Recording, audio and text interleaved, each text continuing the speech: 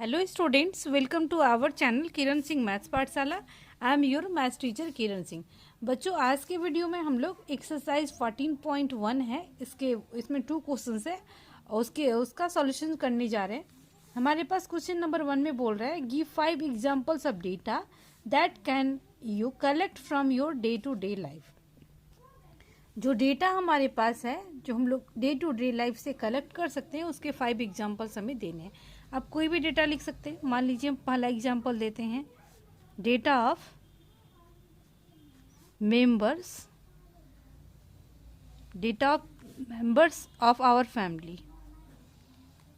हमारे फैमिली में कितने मेंबर्स है उसका डेटा हम बनाए हैं। ये फर्स्ट एग्जांपल हो गया। दूसरा एग्जांपल हम लोग दे सकते हैं, data of number of fans in our home. हमारे घर में कितने फैंस है उसका डेटा हम कलेक्ट किए। ये एग्जांपल हो गया। थर्ड एग्जांपल हम लोग दे सकते हैं, electricity bill, data of electricity bill, electricity bills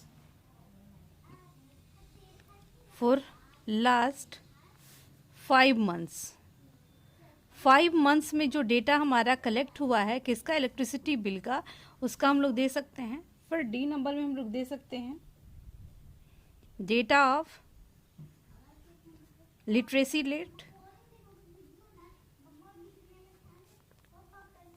literacy rate of our state in last election.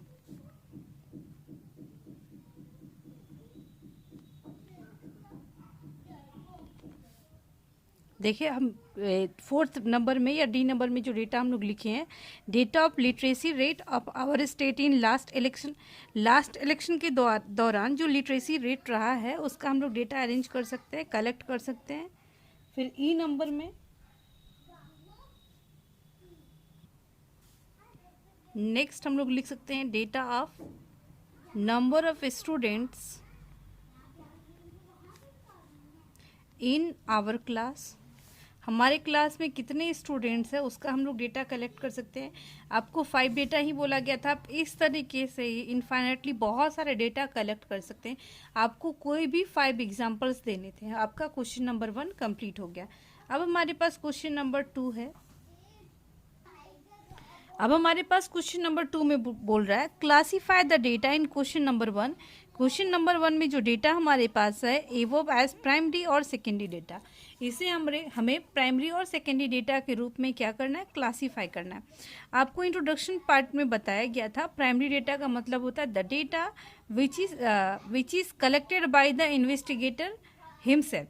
वैसा डेटा जो इन्वेस्टिगेटर यानी जिसको काम है वो खुद से कलेक्ट किया है उसे प्राइमरी डेटा बोलते हैं।